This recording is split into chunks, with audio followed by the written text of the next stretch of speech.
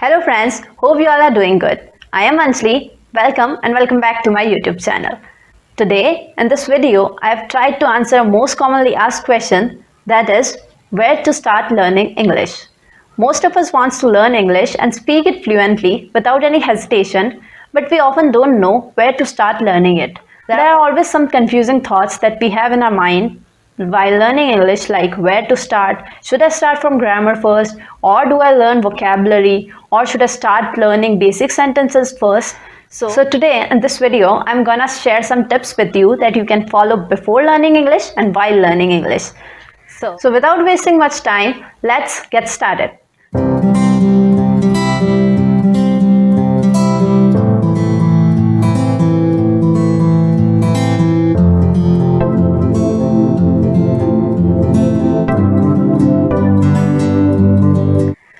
So the first tip I have for you is to know the purpose. Now, what is it? By this, what I mean is that you need to know the purpose of your learning English, like why you want to learn English. For example, most of the people wants to learn English either for their educational purpose or for the career advancements, or they want to get new opportunities, or it's for their traveling purpose, or it's just their hobby. So you need to know why you want to learn English. Is it your hobby? Is it for traveling purpose? Is it for educational purpose, or whatever it may be? Like it said, once your why is clear, then your how becomes easier. So you need to first know why you want to learn English. So once your reason is clear, then you will have a clear mindset of why you want to learn English and how you can do it. Well, now if you have your reason, then congratulations, you have managed to pass the first step of your learning process. Now it's time for second tip.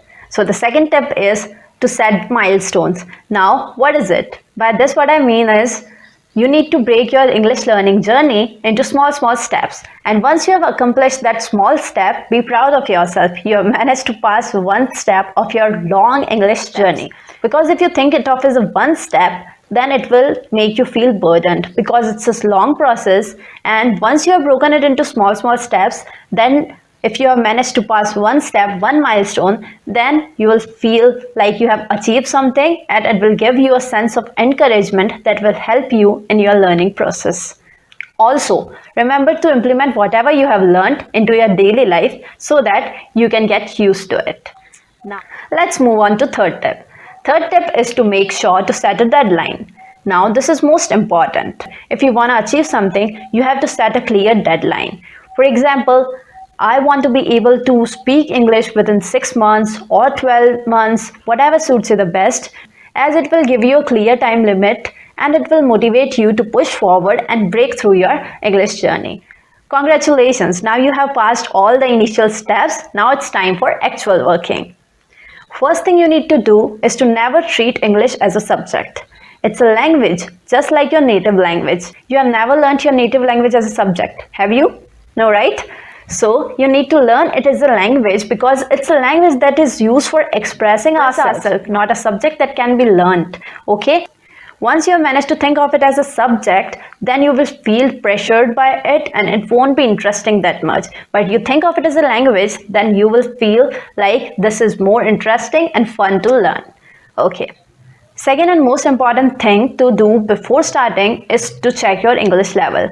Now for this, you can attempt one of the online quizzes that are there to check your English level. I've also provided a link to the same in the description box given below. You can check that out as well. Or you can give any of the tests that are there. Now you might be having questions in your mind like what this test will do.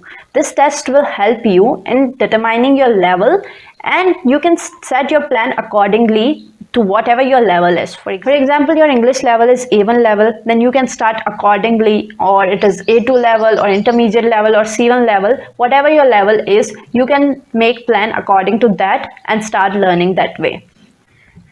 After knowing your English level, what you need to do is to read more and more.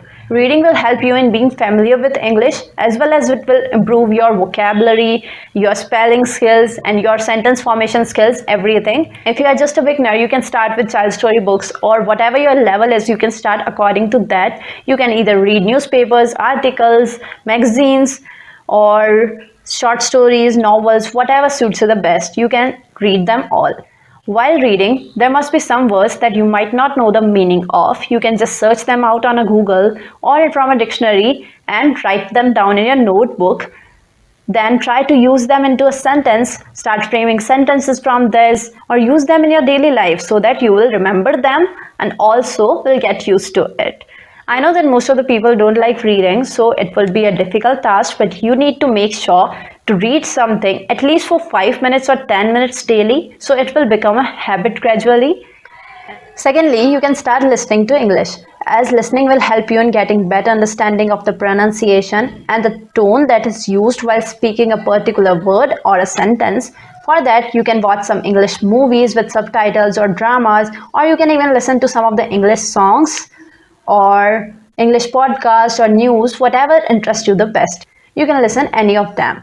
After being familiar with English through listening and reading, what you need to do is to learn some basic grammar like verbs and some tenses, as these will help you in sentence formation and speaking the correct English.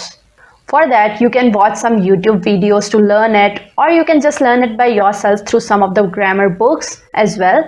Now, after being familiar with English and learning some basic grammar, you are ready to go. Now, the most important step that you need to follow is to practice whatever you have learned.